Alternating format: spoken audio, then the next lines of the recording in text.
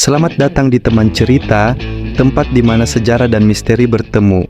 Bayangkan jika kamu terjebak di sebuah celah batu sempit, sendirian, tanpa sinyal, tanpa pertolongan, dan lenganmu terjepit oleh batu seberat 300 kilogram.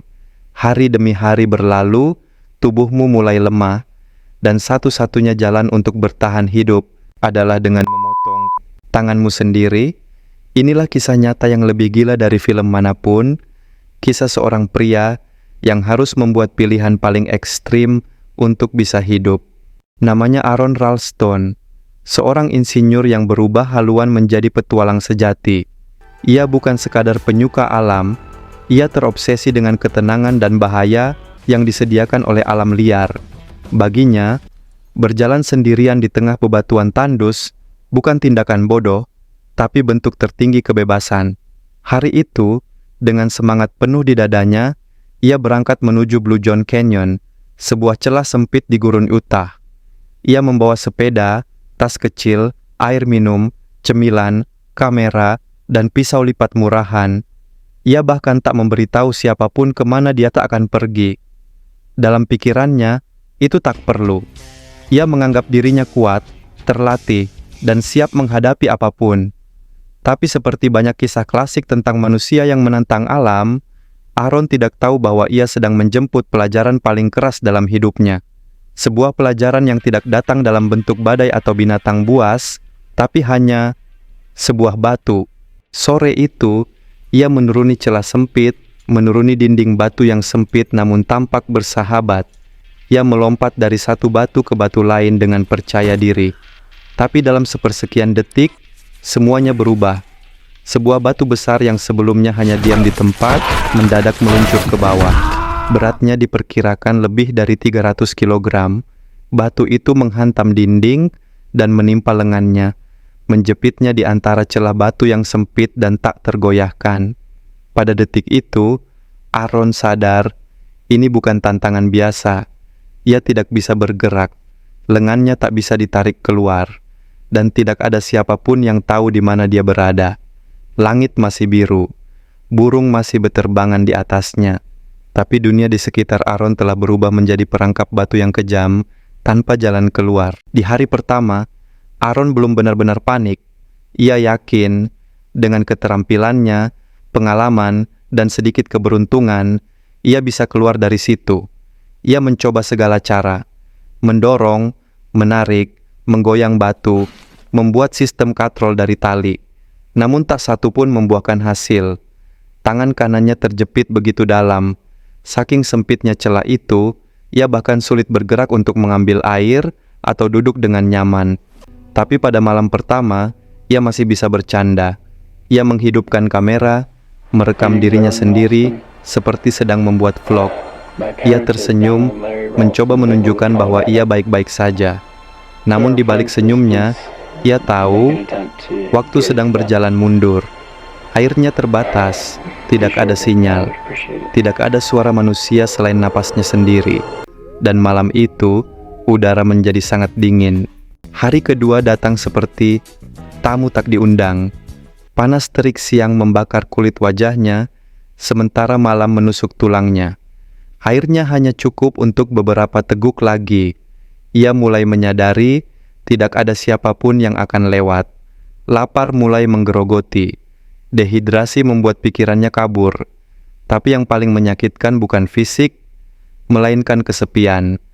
Ia mulai berbicara sendiri, berdebat dengan dirinya sendiri, bahkan pura-pura diwawancarai oleh televisi.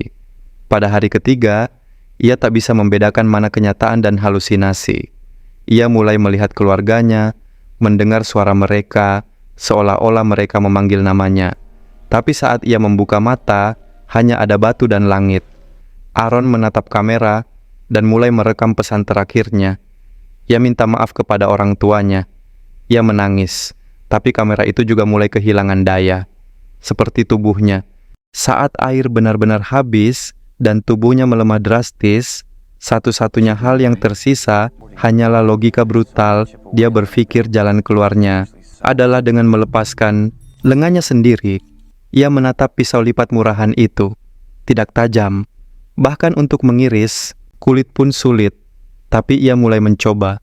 Dengan susah payah, ia mencoba melukai sendiri lengannya yang terjepit. Tapi tulang tidak bisa dipotong. Pisau itu terpental. Usahanya gagal. Ia berhenti, menangis, frustasi.